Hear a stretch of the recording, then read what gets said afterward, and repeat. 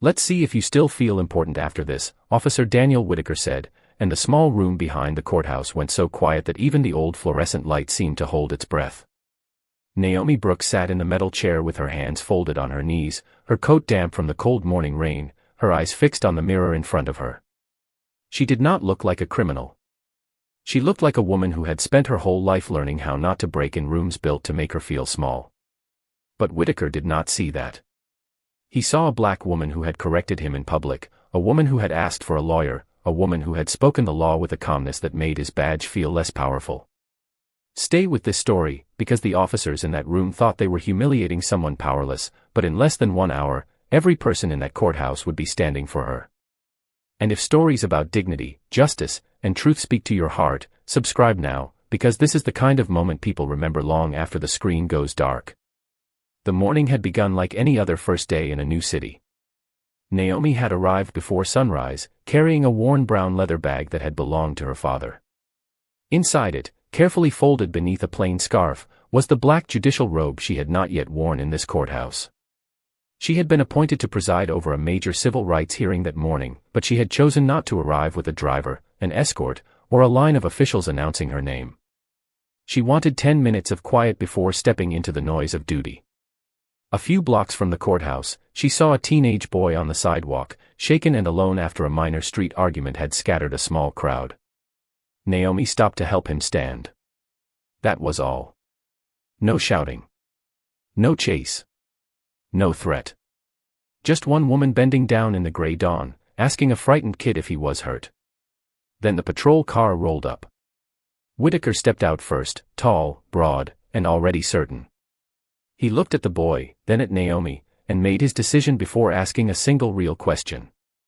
When Naomi explained what happened, he smiled like her voice annoyed him. When she said he had no cause to detain her, his jaw tightened. When she asked for his badge number, the air changed. Now, in the holding room behind the courthouse, Sergeant Alan Mercer stood near the door, silent enough to be safe, close enough to be responsible. Whitaker leaned toward Naomi's reflection and said she needed to learn respect. Naomi slowly lifted her eyes to meet his in the mirror. Her voice was low, steady, almost gentle. Respect should never depend on who you think I am. For the first time, Whitaker blinked. Not because he understood. Because something in the way she said it sounded less like fear and more like a warning. Naomi did not answer the warning in Whitaker's face with anger. She had learned long ago that anger was the first thing people expected from a black woman when they wanted permission to stop listening. So she stayed still, hands open, shoulders straight, breathing slowly through the smell of floor cleaner and old paper that filled the small room. The walls were painted a dull government beige, the kind of color meant to erase feeling. A clock above the door ticked with a dry little sound, marking every second between the woman they thought they had captured and the truth they had not bothered to learn. Mercer shifted his weight near the door, pretending to read something on a clipboard. A younger officer stood by the counter with his eyes lowered, uncomfortable but silent. Naomi saw all of it. Silence had its own fingerprints. It left marks. Whitaker took her bag from the table and turned it over with careless hands, letting her scarf, notebook, and phone slide across the metal surface. The worn brown leather bag hit the edge with a soft thud. Naomi's eyes moved to it before she could stop herself. That bag had been her father's, carried through 30 years of teaching history in public schools where children came hungry, tired, and still expected to pass tests written by people who had never seen their neighborhoods. Her father used to say that dignity was not something the world handed you. It was something you carried, especially when others tried to make your hands shake. Inside that bag, beneath the folded scarf, lay the robe that would soon make everyone in the courthouse say her name differently. But Naomi did not reach for it. She did not explain. She watched Whitaker flip through her notebook, his mouth curling when he saw case citations, handwritten questions, and notes about civil procedure. "You study law on the side?" he asked. The words came out light, but the insult underneath them was heavy. Naomi looked at him through the mirror. "I practice it every day." Mercer glanced up, just for a second. The younger officer looked at her then, really looked, as if something about the way she spoke did not fit the story they had built around her. Whitaker missed that change. Pride has a way of covering a man's ears before it blinds his eyes. He held up her phone and asked for the passcode. Naomi said she would not provide access without counsel present. His smile disappeared. The room tightened. Outside the door, courthouse voices moved faintly through the hallway, clerks arriving, shoes tapping, elevators opening and closing, the machinery of justice waking up only a few feet away from an injustice no one had yet named. Naomi thought of the teenage boy on the sidewalk, the fear in his face when the patrol car stopped, the way he had whispered, "Ma'am, please do not let them say I started it." She had told him to breathe. She had told him the truth mattered. Now she had to believe it herself. Whitaker leaned closer and lowered his voice. "You walked into the wrong building with the wrong attitude." Naomi's reflection did not move. Her eyes were tired, but they were not empty. "No," she said softly. "I walked into the right building. You just do not know why yet." Mercer's pen stopped scratching the clipboard. Somewhere beyond the wall, a bell rang once, clear and formal, calling the courthouse into session. The sound passed through the room like a thread of sunlight under a locked door. Whitaker heard only noise. Naomi heard timing. She looked down at the scattered things from her bag, then back at the mirror, where a face sat framed by cold light and other people's assumptions. She remembered her father again, standing at the kitchen sink in their small house outside Atlanta, telling her that power without restraint was just fear wearing a uniform. She had not understood it fully at 12 years old. She understood it now. In that room, Whitaker had the keys, the badge, the door, and the voices around him. Naomi had only her memory, her training, and the calm decision not to become what he expected. The younger officer cleared his throat and said, "Sir, maybe we should process this upstairs." Whitaker turned on him with a look sharp enough to cut the sentence in half. The young man went quiet. Mercer did nothing. Naomi noticed that too. Then Whitaker picked up the folded scarf from her bag, and the edge of black fabric beneath it showed for one brief second. His hand paused. Naomi's heartbeat changed, but her face did not. He frowned, about to pull the fabric free, when a knock came at the door. A clerk's voice called from the hallway, asking if anyone had seen the visiting judge's security packet. Naomi closed her eyes for half a breath. Whitaker looked toward the door, irritated. He still did not understand that the answer was sitting 3 feet in front of him. Whitaker did not open the door right away. He stared at the black fabric beneath Naomi's scarf as if it had no right to be there, as if a piece of cloth could disturb the order he had built in his mind. The clerk knocked again, more firmly this time, and the sound traveled through the holding room with a strange patience. Mercer stepped toward the door, but Whitaker lifted one hand to stop him. Control was the language he trusted most. He had learned it over 20 years in uniform, learned how to fill a sidewalk with his voice, how to make a room shrink around someone, how to turn doubt into obedience before anyone else noticed the trick. In his version of the world, people either complied or became problems. Naomi Brooks had become a problem the moment she looked at his badge without fear. He had grown up 2 counties over, in a neighborhood where men praised toughness more than fairness and called suspicion experience. His father had been a deputy. His uncle had been a deputy. Their stories at Sunday dinner were always about who ran, who lied, who deserved what came next. Nobody ever asked what they had missed. Nobody ever asked who had been telling the truth from the beginning. By the time Whitaker joined the force, the habit was already inside him, polished smooth and mistaken for instinct. He did not think of himself as cruel. That was the dangerous part. He thought he was practical. He thought the city was divided between people who respected order and people who had to be taught it. When he saw Naomi helping the boy on the sidewalk, his mind did not see a witness. It saw a pattern. When she spoke clearly, he did not hear education. He heard attitude. When she asked for counsel, he did not hear a right. He heard a challenge. Now the courthouse was waking around him, and that challenge sat 3 feet away, calm as stone. The clerk outside called through the door, saying the visiting judge had not checked in and the chief administrator was starting to worry. Mercer's eyes flicked toward Naomi's bag. The younger officer noticed it too. The room changed by inches. Naomi felt it, but she kept her gaze lowered to her folded hands. Her fingers were steady. She could hear footsteps in the hall, rolling carts, distant voices, the soft rush of an elevator opening somewhere beyond the wall. So much ordinary movement, so much faith in a system that looked clean from the public side. Whitaker opened the door only a crack. "We are handling a detainee," he said. His tone made the word sound final. The clerk, a thin woman with silver glasses and a stack of folders pressed to her chest, tried to look past him. "We are missing Judge Brooks. Her hearing begins soon." Naomi did not move. Mercer's face lost a little color. The younger officer swallowed hard. Whitaker frowned, annoyed by the coincidence he still refused to understand. "Then find her," he said. "She is not in here." The clerk hesitated, her eyes sliding toward the table behind him, toward the brown leather bag, toward the corner of a sealed federal packet that had slipped halfway out from under Naomi's notebook. For 1 second, her expression sharpened. Recognition was not loud. It arrived like a match struck in a dark room. Whitaker pushed the door closer, but not before Naomi lifted her head.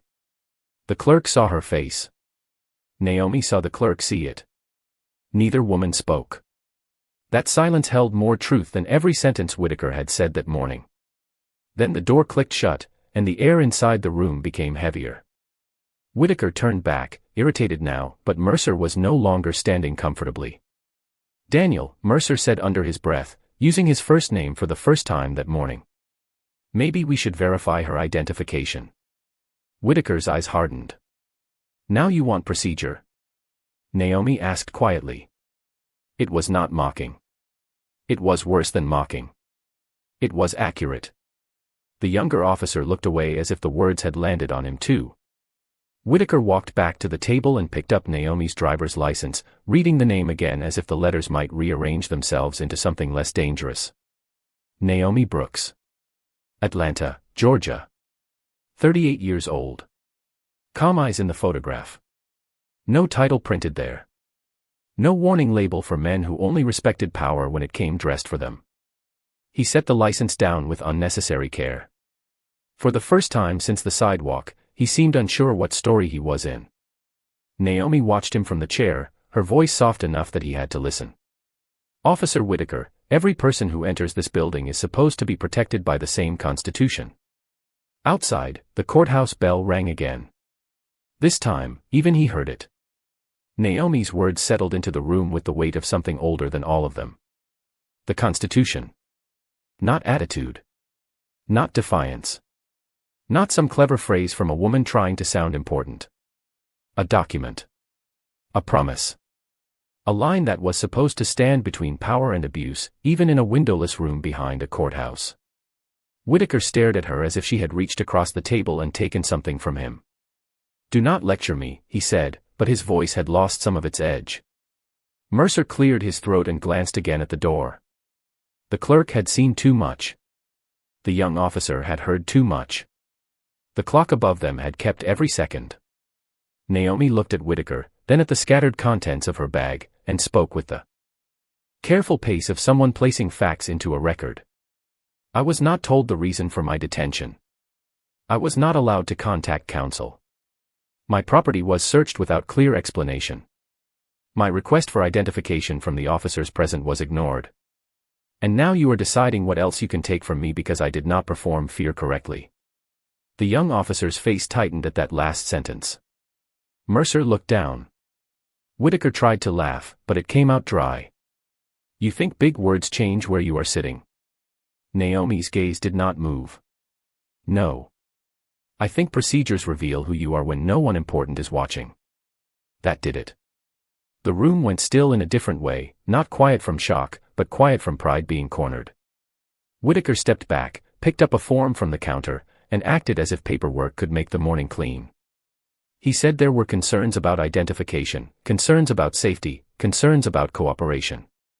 Each word sounded official enough to hide behind. Naomi listened.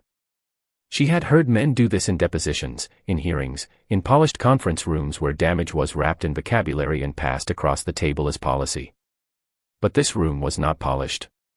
This room had bad lighting, a sticky floor, and a woman sitting in a metal chair while men debated whether dignity required their permission. "Sergeant Mercer," Naomi said, turning her eyes toward the older man by the door. "You are supervising this interaction." Mercer's shoulders stiffened. I am observing.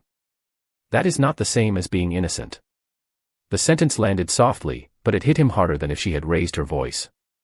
He opened his mouth, closed it, then looked at Whitaker. For the first time, the chain of command did not look like strength. It looked like fear moving downhill.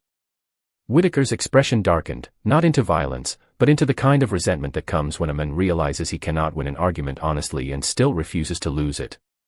He reached for the small personal effects envelope on the counter and pushed Naomi's scarf into it. Beneath the scarf, the folded black robe showed again, deeper than shadow, unmistakable to anyone who had ever stood in a courtroom. Mercer saw it fully this time. His lips parted. The young officer took half a step forward. Whitaker noticed their faces before he understood the fabric. What? He snapped. No one answered. Naomi's heartbeat was steady now. Not slow, not calm exactly, but steady, like footsteps approaching down a long hall. Whitaker pulled the robe free by one corner. The material unfolded just enough for the shape to become clear. Heavy black cloth. Judicial cut. A garment made not for decoration, but for authority. The silence in the room sharpened until even the fluorescent light seemed too loud. Whitaker looked from the robe to Naomi, then back again. Still, pride fought reality inside him. Anyone can buy one of these, he said. Naomi almost felt sorry for him then. Almost. Outside, hurried footsteps stopped at the door. The clerk's voice returned, no longer uncertain. She was with someone else now, someone with a deeper voice and less patience. Open this door immediately, the man said. Mercer reached for the handle before Whitaker could stop him.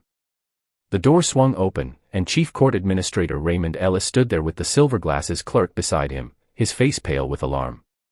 His eyes moved once over the room, over the bag, over the robe in Whitaker's hand, and finally to Naomi sitting in the chair. The administrator's mouth tightened. Then he said the words that changed the air completely. Judge Brooks, we have been looking everywhere for you. Whitaker froze. Mercer did not breathe. The young officer stared at the floor like he wanted it to open. Naomi rose slowly from the chair, smoothing the front of her coat with both hands. She did not snatch the robe back. She did not raise her voice. She simply looked at Whitaker with the same calm he had mistaken for weakness and said, "Now we can begin with proper procedure." For several seconds, nobody moved. The holding room that had felt so small around Naomi now seemed too small for everyone else. Chief Court Administrator Raymond Ellis stepped inside first, his polished shoes stopping just short of the scattered items on the metal table. The clerk with silver glasses stood behind him, one hand pressed against the folders in her arms as if she were holding the morning together by force. Whitaker still had the black robe in his hand. He looked down at it now, not as evidence, not as a costume, but as a consequence. Mercer finally remembered how to breathe. Judge Brooks, Ellis said carefully, are you all right? Naomi looked at the robe, then at her father's bag, then at the young officer whose face had gone pale with shame. She could have answered with anger. She could have filled the room with every insult she had swallowed since dawn. Instead, she reached for the calmest truth available. I am present, she said. It was not quite yes. Everyone understood that. Ellis turned toward Whitaker, and the warmth left his voice. Explain this. Whitaker opened his mouth, but no clean sentence came out. He tried to begin with public safety. Then identification concerns. Then a possible disturbance near the courthouse. Each explanation fell apart before it reached the end. Naomi stood quietly while he spoke, her coat still wrinkled, her hands empty, her dignity untouched in the only place that mattered. When Whitaker said she had been uncooperative, the young officer lifted his eyes. His nameplate read Harris. He was barely older than 25, with the exhausted look of someone discovering that silence could become a signature. Sir, Harris said, voice low, she asked for counsel. She asked for badge numbers. She did not resist us. The room shifted again. Not loudly. Just enough for truth to find a crack. Mercer turned toward him sharply, but Harris did not look away this time. Whitaker stared as if betrayal had entered wearing a uniform. Naomi watched the young officer with no smile, only a small recognition. Courage did not always arrive roaring. Sometimes it sounded like a quiet correction spoken too late, but spoken anyway.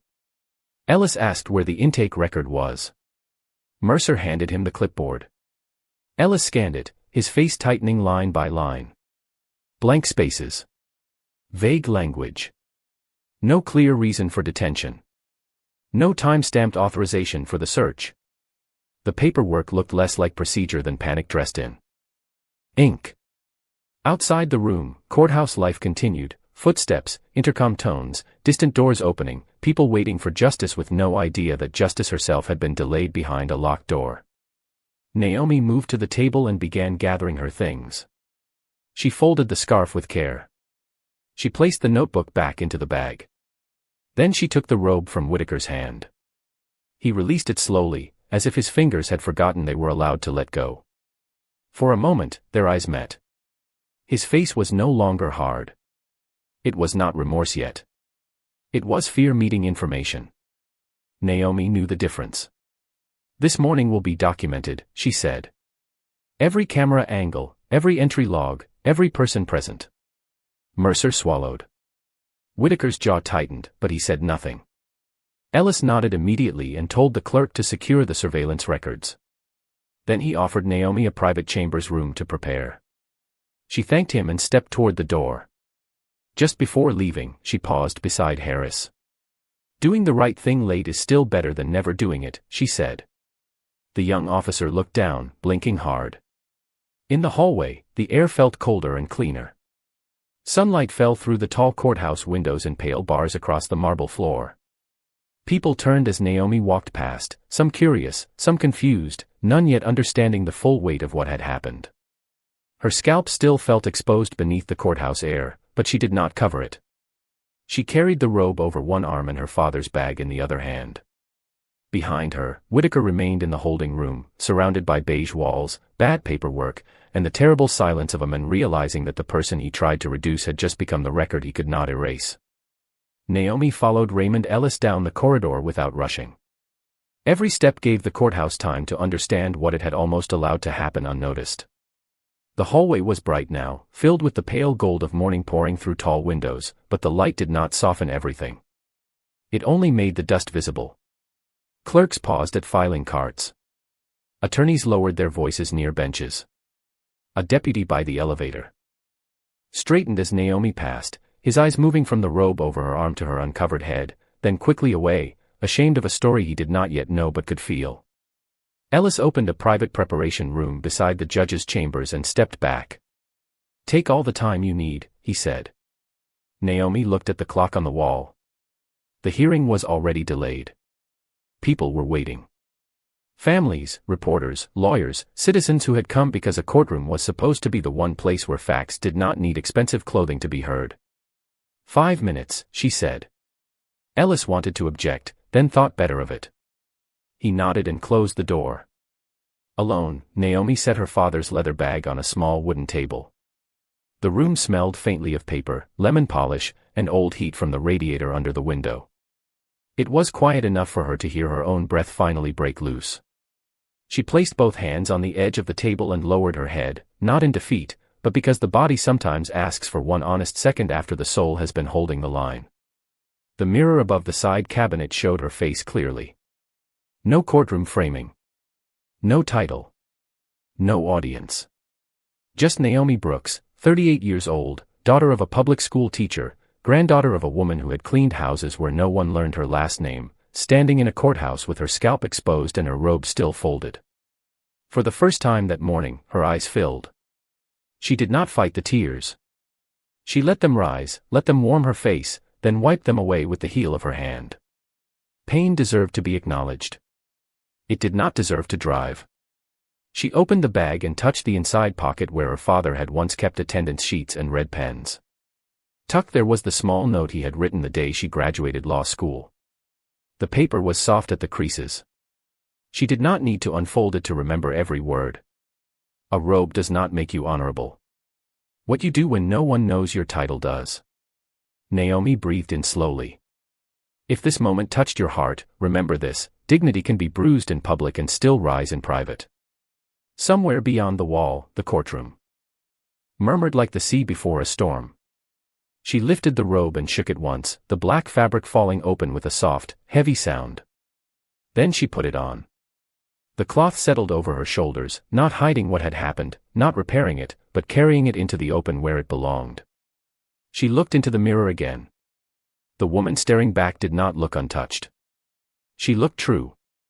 Naomi picked up her notebook, slipped her father's note into the pocket of the robe, and opened the door. Ellis was waiting outside with the clerk in silver glasses. Both of them stood straighter when they saw her. Neither mentioned her head. Neither needed to. "The courtroom is ready," Ellis said. Naomi nodded. Down the hall, behind a closed door, Whitaker and Mercer were being asked for statements. Their voices were no longer confident. Naomi heard only fragments: procedure, misunderstanding, identification. Words trying to build a bridge after the ground had already split. She walked past without stopping. At the courtroom entrance, the bailiff turned, saw her, and for a moment forgot the announcement on his tongue. Naomi gave him a small nod. He opened the door. The sound inside faded almost instantly. Hundreds of eyes shifted toward her. She stepped forward, robe moving softly around her legs, father's note against her heart, sunlight catching the bare curve of her head. The room did not yet know the whole story. But it knew enough to stand. The sound of the courtroom rising was not loud at first. It began as a scrape of chairs, then a breath moving through rows of people who understood the ritual before they understood the woman. Attorneys stood with folders in their hands. Reporters lifted their eyes from half-written notes. Families on the benches straightened, unsure why the air had changed but certain that it had. Naomi Brooks walked toward the bench without looking left or right. Her robe moved around her like dark water. Her uncovered head caught the morning light from the tall windows, and for a moment the room seemed to hold two truths at once: what had been done to her in a locked room, and what no one in that room had been able to take. The bailiff found his voice. "All rise for the Honorable Judge Naomi Brooks." The words traveled across the courtroom with clean, formal force. In the second row near the witness area, Officer Daniel Whitaker stood because everyone else stood. His body obeyed before his mind did. The color drained from his face in slow degrees. Beside him, Sergeant Alan Mercer stared at the bench with the fixed expression of a man watching a door close behind him. Neither of them had expected to see her here. Not like this. Not above them. Not wearing the robe they had held in their hands like an object they could define. Naomi reached the bench and placed her notebook down carefully. She did not rush to sit. She let the silence gather. She saw Whitaker. She saw Mercer. She saw Officer Harris standing farther back near the aisle, pale and still, his hands clasped in front of him as though he were waiting for judgment from somewhere inside himself. Naomi's face revealed nothing sharp, nothing theatrical. Only steadiness. That steadiness frightened Whitaker more than anger would have. Anger could be dismissed. Anger could be labeled. Calm had to be answered. Naomi sat, and the courtroom followed. The sound of everyone settling back into place rolled softly through the room, then disappeared. She looked down at the case file before her, then at Raymond Ellis seated near the clerk's station, then back across the courtroom. "Before we begin," she said, her voice clear enough to reach the last row, "the court must address a matter concerning preservation of records and judicial integrity." A few attorneys exchanged glances. Reporters stopped writing and started listening. Whitaker's fingers tightened around the edge of the bench in front of him. Naomi continued, each word measured, each phrase clean. "This morning, inside this courthouse, an incident occurred involving my detention, my personal property, and the conduct of sworn officers assigned to this building. Because I may be a witness and a complainant in that matter, I will not use this bench for personal judgment. I will use it for procedure." The room went completely still. Mercer lowered his eyes. Whitaker stared straight ahead, but his confidence had left him. Naomi turned to the clerk. "All security footage from the exterior entrance, the west sidewalk, the holding corridor, and the processing room is to be preserved immediately. All access logs, radio communications, intake notes, and body-worn camera records from this morning are to be sealed and transferred to the appropriate independent review authority. No file is to be edited, deleted, misplaced, or informally discussed." The clerk nodded, typing quickly. Naomi's voice did not rise. It did not need to. Power sounded different when it was not trying to impress anyone. It sounded like a record being made. Whitaker finally looked at her, and for the first time, Naomi saw the beginning of recognition in his eyes. Not full remorse. Not yet. Just the painful arrival of truth. He had not humiliated a powerless woman. He had exposed himself before a judge, before a courthouse, before the very system he thought would protect him. Naomi shifted her gaze from him to the room as a whole. Let it also be clear, she said, that every person who enters this courthouse, whether wearing a robe, a uniform, a work shirt, or no title at all, is entitled to dignity under the law. The words did not strike like thunder. They settled like stone. Somewhere in the back row, someone exhaled as if they had been holding their breath since she entered. Harris lowered his head. Mercer closed his eyes. Whitaker remained standing inside himself with nowhere left to hide. Naomi opened the case file in front of her, turned the first page, and let the morning continue, not because what happened had been forgotten, but because it had finally been seen. By the time the morning hearing recessed, the courthouse had changed its way of breathing.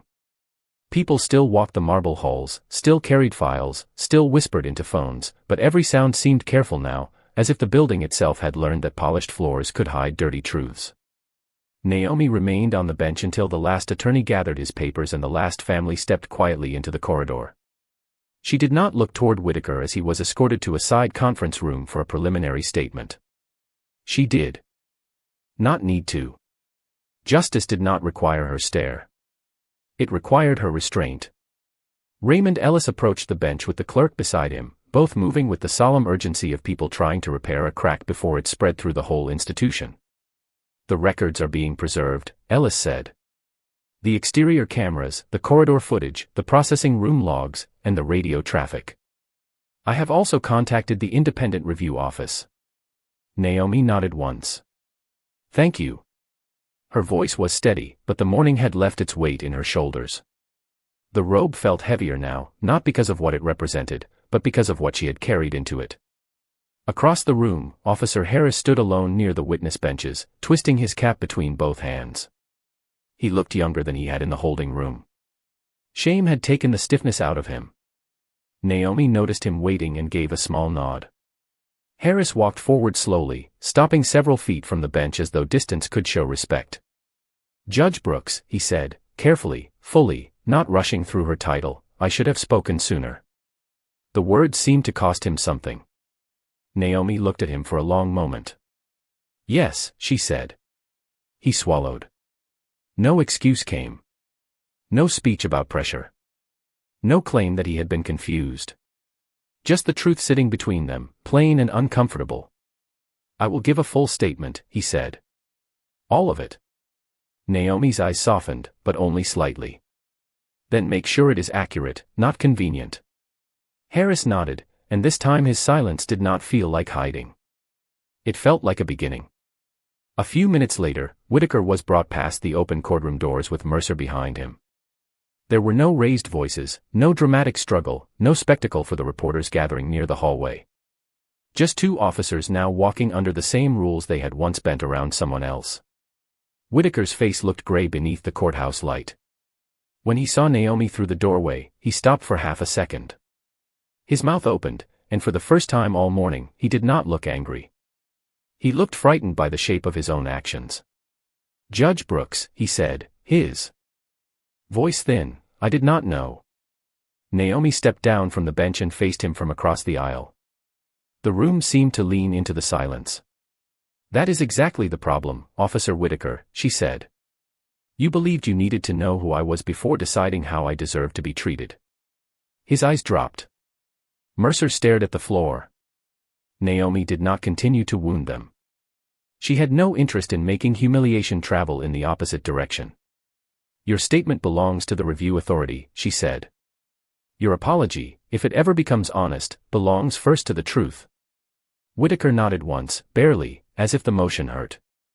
Then he was led away. Naomi watched him go, not with triumph, but with a sadness deeper than victory.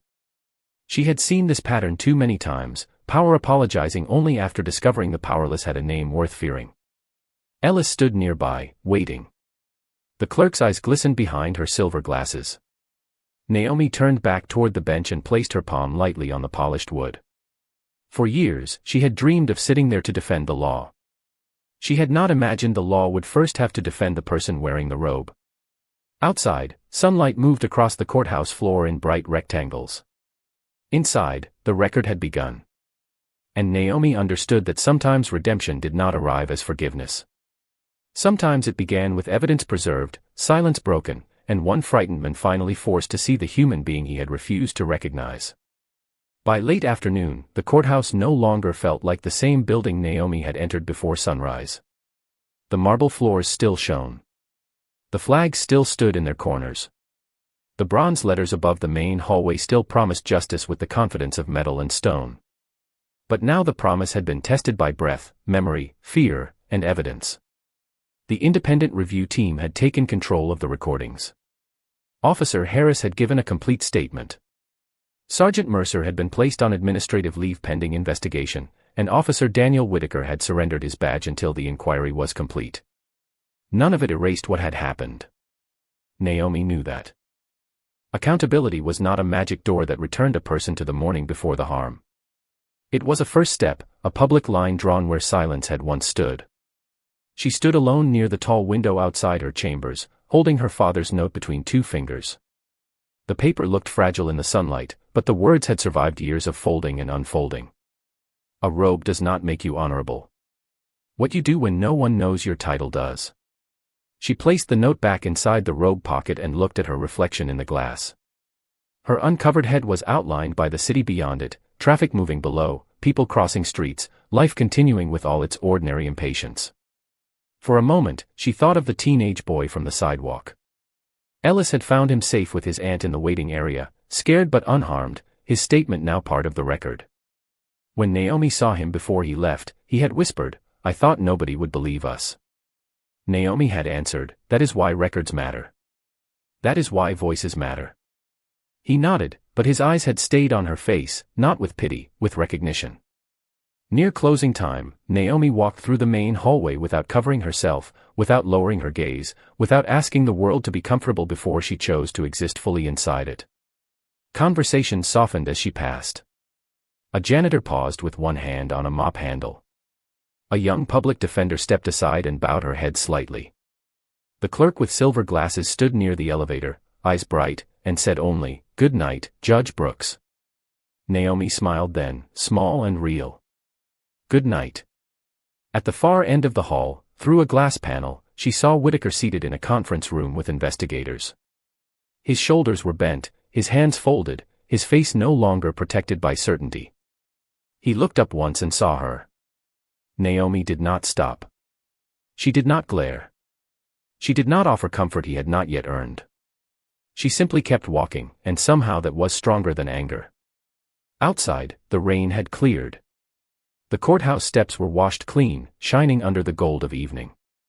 Naomi paused beside the statue of Lady Justice near the entrance, the scales lifted, the blindfold carved smooth across stone eyes. For years, people had said justice was blind. Naomi had learned that justice should not be blind to suffering. It should be blind to status, wealth, race, uniforms, and titles when deciding who deserves dignity. She touched the strap of her father's leather bag and breathed in the cool air. That morning, they had tried to reduce her to what they thought they saw. By evening, the record showed what they had refused to see. Not because she shouted louder. Not because she returned cruelty.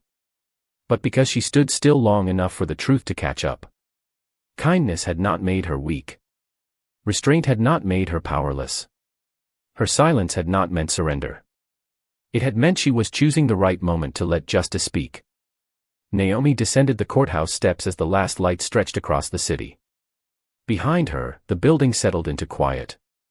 Ahead of her, people moved through crosswalks, carried groceries, answered phones, held children's hands, lived small brave lives under a sky finally clearing. And the question remained, not for Naomi alone, but for everyone watching, if you did not know someone's title, their power, or who might one day stand above you in a courtroom, would you still treat them with dignity?